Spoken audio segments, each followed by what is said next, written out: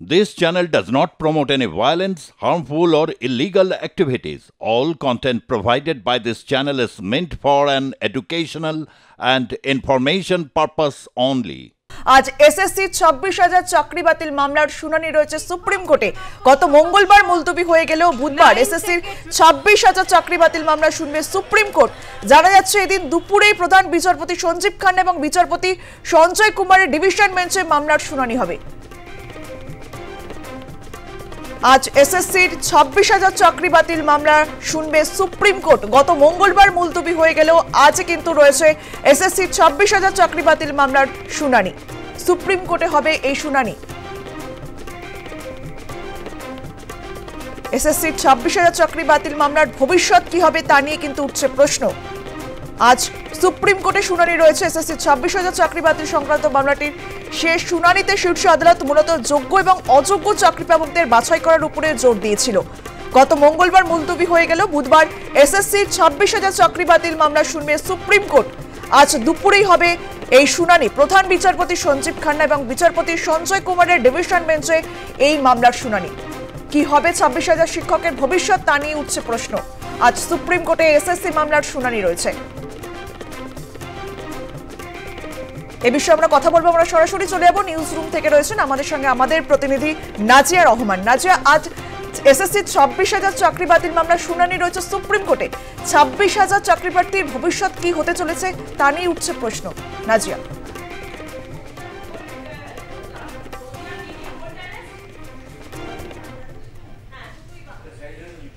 নাজিয়া শুনতে পাচ্ছ? শোনা যাচ্ছে না কিছু। আমরা আপনাদেরকে আরো একবার জানিয়ে রাখি, আজ ২৬,০০০ চাকরি বাতিল মামলার শুনানি রয়েছে সুপ্রিম কোর্টে। এসএসসি মামলার শুনানি রয়েছে আজ। গত মঙ্গলবার মুলতবি হয়ে গেল বুধবার এসএসসি ২৬,০০০ চাকরি বাতিল মামলা শুনবে সুপ্রিম কোর্ট। এদিন দুপুরে প্রধান বিচারপতি সঞ্জীব খান্না এবং বিচারপতি সঞ্জয় কুমারের ডিভিশন বেঞ্চে মামলার শুনানি হবে। এসএসসি ২৬,০০০ চাকরি বাতিল সংক্রান্ত মামলাটির শেষ শুনানিতে শীর্ষ আদালত মূলত যোগ্য এবং অযোগ্য চাকরি প্রাপকদের বাছাই করার উপরে জোর দিয়েছিল। ২৬,০০০ চাকরি বাতিল মামলার ভবিষ্যৎ কি হবে তা নিয়ে উঠছে প্রশ্ন। আজ শুনানি রয়েছে সুপ্রিম কোর্টে। আমরা আবারও চলে যাবো আমাদের প্রতিনিধি নাজিয়া রহমানের কাছে। নাজিয়া, আজ সুপ্রিম কোর্টে এসএসসি ২৬,০০০ চাকরি বাতিল মামলার শুনানি রয়েছে।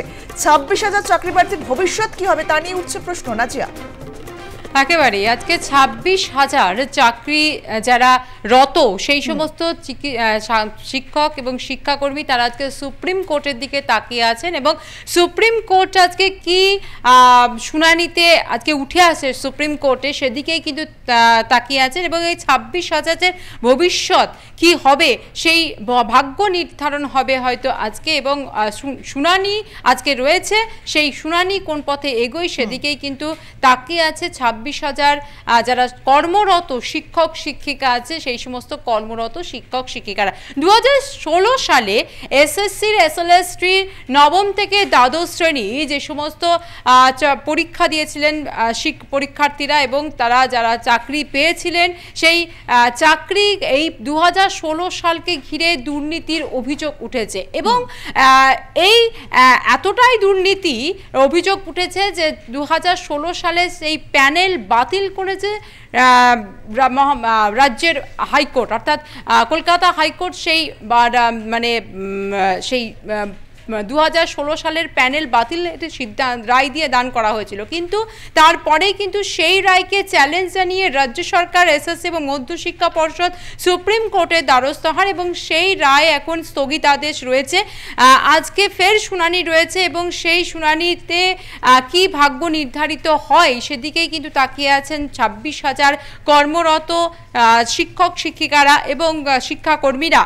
এবং তাদের বক্তব্য হচ্ছে যে ইতিমধ্যেই যে মানে ভাগ করা হয়েছে, অর্থাৎ কারা যোগ্য কারা অযোগ্য এই যে ভাগটা এবং সেটা পেশ করেছে এসএসসি তরফ থেকে, তাহলে এখনো পর্যন্ত তাদের ভবিষ্যৎ কেন এখনো ঝুলে রয়েছে এবং মহামান্য আদালত সুপ্রিম কোর্টের দিকে তাকিয়ে আছেন এই সমস্ত কর্মরত চাকুরিরতরা এবং তারা তাদের আশা যে সুপ্রিম কোর্ট নিশ্চয়ই তাদের কথা ভেবে সঠিক রায় দেবে, তাদের আস্থা রয়েছে।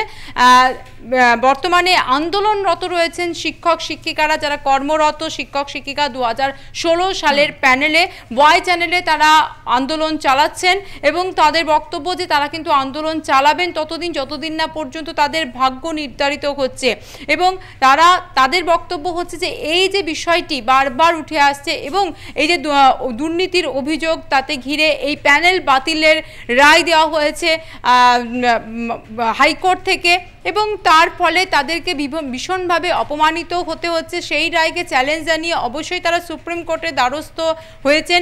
সুপ্রিম কোর্ট ইতিমধ্যেই কিন্তু এই যে হাইকোর্টের রায় সেই রায়কে ইতিমধ্যে স্থগিতাদেশ দিয়েছেন এবং অবশ্যই পরবর্তীকালে কি সুপ্রিম কোর্টে রায় দেওয়া হয় বা সুপ্রিম কোর্টের শুনানির ফলে কি উঠে আসে সেদিকেই কিন্তু তাকিয়ে রয়েছে। আজকেই সেই শুনানি রয়েছে এবং সেই শুনানিতে এসএসসির তরফ থেকে, রাজ্য সরকারের তরফ থেকে এবং পাশাপাশি মধ্যশিক্ষা পর্ষদের তরফ থেকে যে চ্যালেঞ্জ জানিয়ে মামলা করা হয়েছে সেই চ্যালেঞ্জ কতটা মানে তাদের পক্ষে আসে এবং এই যে চাকরি, এই যে প্যানেল বাতিল, সেই প্যানেল বাতিলের ক্ষেত্রে কতটা কি রায় দান করে সর্বোচ্চ আদালত সুপ্রিম কোর্ট সেদিকে কিন্তু তাকিয়ে রয়েছে।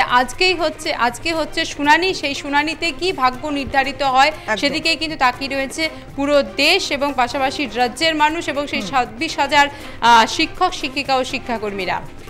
বেশ, নজর রাখো। ধন্যবাদ তোমায়।